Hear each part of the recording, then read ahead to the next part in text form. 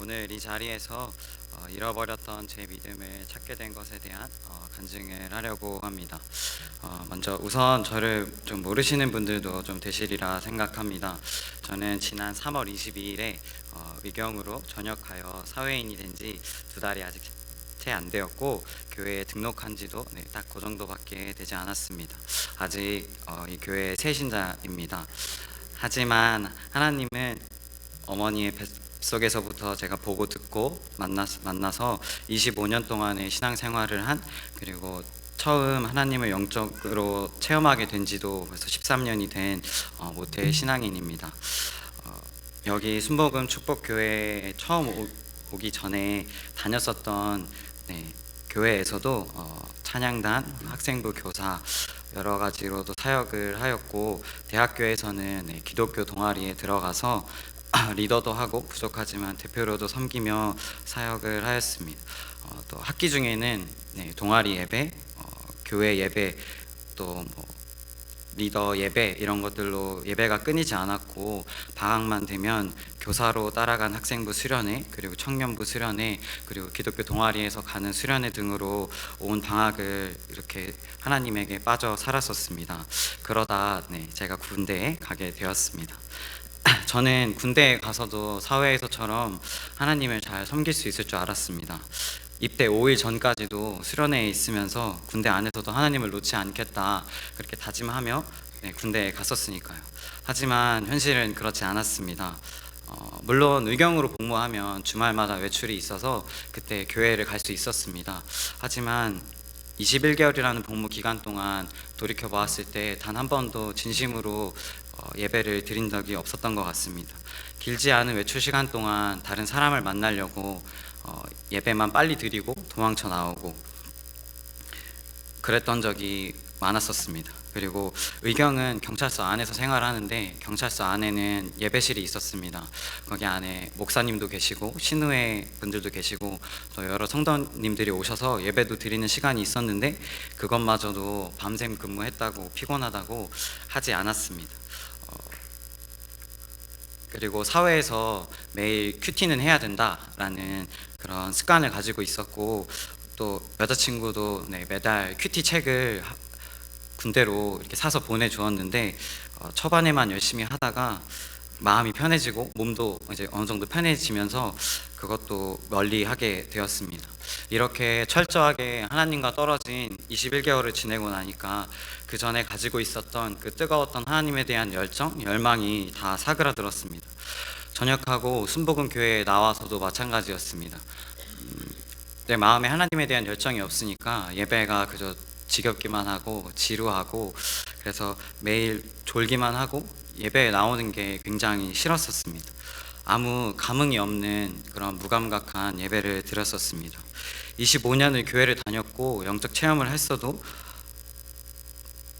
똑같았습니다.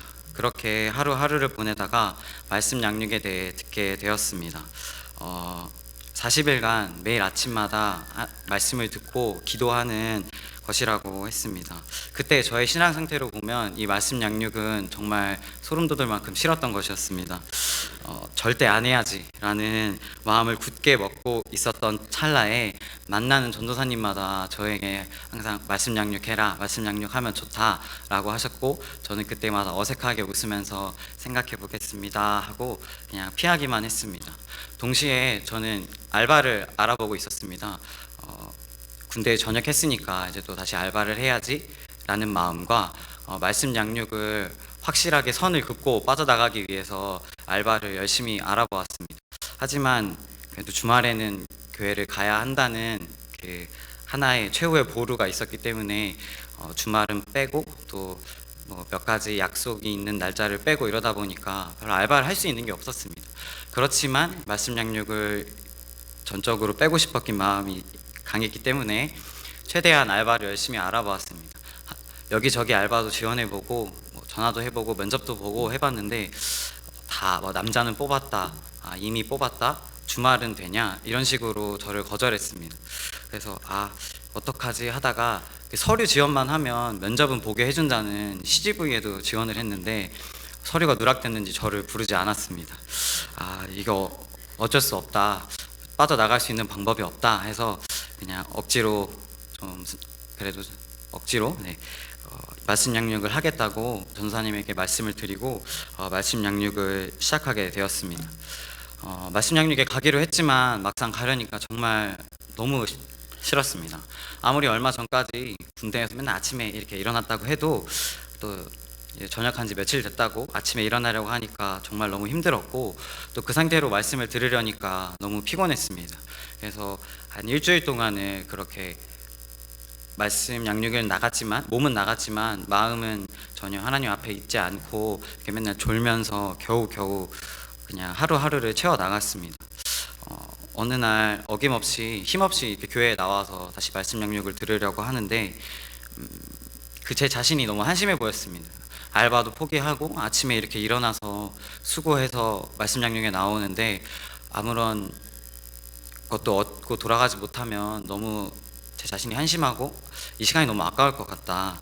그리고 한 분, 두 분 이렇게 말씀에 은혜 받으시는 분들이 계시는 분들을 보면서 지금부터라도 열심히 기도해보자 라는 결심을 하고 예배에 임하게 되었습니다. 찬양도 열심히 하고 그 전날에 일찍 자서 졸지도 않고 더 집중해서 듣고 기도도 전심으로 했습니다. 그렇게 결심을 하고 난 지 3일째 기도 중에 하나님께서 제 마음에 감동을 주셨습니다. 제 입에서 예수 내 안에 라는 고백이 멈추지 않았고 계속해서 그 고백을 하면 할수록 점점 더 제 마음이 뜨거워졌습니다. 기도를 마치고 감동을 받고 눈을 감고 이제 기도하던 중에 받은 은혜를 곰곰이 생각하는데 하나님께서 계속 제 곁에 있었다는 걸 깨닫게 하셨습니다. 군대에 입대해서 아무것도 몰라서 두려워할 때에도, 또 근무에 나가서 격렬한 시위를 막는 중에도, 또 주말 외출 때 편안히 쉴 때도, 또 전역하고 나서 사회로 나가는 게 다시 두려워질 때에도 또 지금 마지막으로 지금도 제 곁에 계시다는 걸 느끼게 하셨습니다. 내가 하나님을 멀리해서 내 눈이 어두워져서 곁에 계신 것을 못 보았을 뿐 하나님은 언제나 제 곁에 거기 그대로 계셨었습니다. 그리고 말씀 양육을 하기 전에 순복음 축복교회에 오고 나서 제게 한 가지 두려움이 있었습니다. 25년을 한 교회에서 친한 사람들과 익숙한 환경 속에서 예배를 드리다가 새로이 이곳에서 새로운 사람을 만나고 예배를 드리고 교제를 해야 된다는 것이 매우 두려웠습니다. 평생을 새로운 사람을 받아주고 환영만 하는 입장에서 이제 새 신자가 되어 새로운 환경에 적응해야 되는 게 힘들었습니다. 전도사님께서, 박상우 전도사님께서 많이 관심 가져주시고 저와 이렇게 교제하는 시간도 가져주시고 노력하셨지만 전 알 수 없는 그런 거리감을 느끼며 진심으로 다가갈 수가 없었습니다. 다른 청년들도 마찬가지죠. 그랬던 제가 하나님께서 내 곁에 내 안에 계시다는 걸 말씀 양육을 통해 느끼고 나서는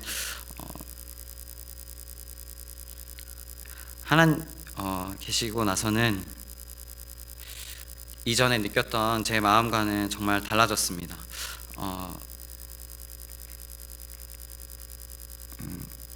매일매일 그 전에는 지겹기만 하던 예배가 매일매일 기쁨으로 나가게 되었고 수요 예배, 금요철야, 주일 예배에서도 매번 하나님의 사랑을 느끼게 되었습니다. 그리고 교회 봉사의 자리에도 섬기고 싶은 마음이 생겨서 부족하지만 하나님께서 하신 일이라 믿으며 섬기며 나아가고 있습니다. 그리고 저에게 다가와주는 전도사님뿐만 아니라 성도님들, 또 다른 청년들에게 좀 더 마음을 열고 진심으로 다가가게 되었습니다. 물론 지금도 힘들 때가 있습니다. 오랜 시간을 같이 한 여러분들이기에 제가 먼저 물어보기 전까지, 제가 맞닥뜨리기 전까지는 알 수 없는 그런 순복음 축복교회만의 문화들과 분위기가 이미 성도님들과 청년들 사이에 있습니다. 하지만 이젠 두렵진 않습니다. 내 안에 하나님이 계시기에, 그리고 여러분들 안에도 하나님이 계시기에 우린 모두 하나님의 백성이고 가족이니까요. 사이가 안 좋은 가족 아니고서는 가족에게 다가가는 것이 어렵지 않지 않습니까? 그래서 믿음으로 내가 먼저 마음을 열고 또 다가갈 때 하나님께서는 제게 더 큰 은혜와 만남의 축복을 여러분들을 통해 주시리라 믿습니다. 그리고 아무리 친밀했어도 금방 하나님에게서 돌아가는 믿음 약했던 저희지만, 지금도 하나님을 의지하지 않고서는 무너질 수밖에 없는 저희지만, 그럼에도 제 곁에서 다시 방향을 돌려 자기를 바라보시기를 원하시고 묵묵히 기다려주시길 원하시는 하나님의 크신 사랑을 여러분들도 말씀 양육을 통해 느끼시고 같이 나누게 되었으면 좋겠습니다. 마지막으로, 지금 저는 세상 사람들이 보기에 가장 중요한 시기, 스펙을 쌓고 역량을 개발하여 좋은 직장을 가질 수 있는 그런 기회를 얻을 수 있는 가장 중요한 시기에 있습니다. 누구는 아침마다 학원에 가고 지금 이 시간에도 공부해야 되는 거 아니냐고 말합니다. 그리고 또 주말에는 편히 쉬고 놀러 나가고 또 그때도 또 자기 개발을 해야 하는 거 아니냐고 합니다. 그렇지만 지금 저는 하나님을 더 알아가기 위해, 하나님과 함께 살아가는 삶을 살아가기 위해 세상 사람들과는 다르게 살아가고 있습니다. 아침마다 말씀 양육에 나가고 저녁에 예배에 참석합니다. 주말엔 예배와 봉사의 자리에서 섬기기 위해 교회에 나아가고 있습니다. 이런 시간을 갖게 된 것도 하나님의 뜻이라 생각하며 하나님과 함께 걸어가고 있습니다. 세상 사람들처럼 살아가고 싶은 유혹이 찾아올 때마다 흔들리지 않고 믿음을 가지고 꿋꿋이 나아가기 위해 듣는 찬양이 있는데, 그 가사를 여러분들에게 읽어드리고 싶습니다. 세상은 항상 말하네 그 길이 아니라고, 곱디 고운 길이 있는데 왜 힘들게 사냐고, 단순한 선택조차 내겐 버겁기만 한 곳, 그래도 나는 주님만 따르리.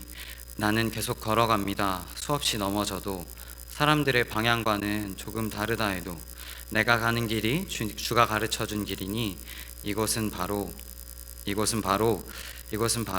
주님의 세계라. 지금까지 들어줘서 감사합니다.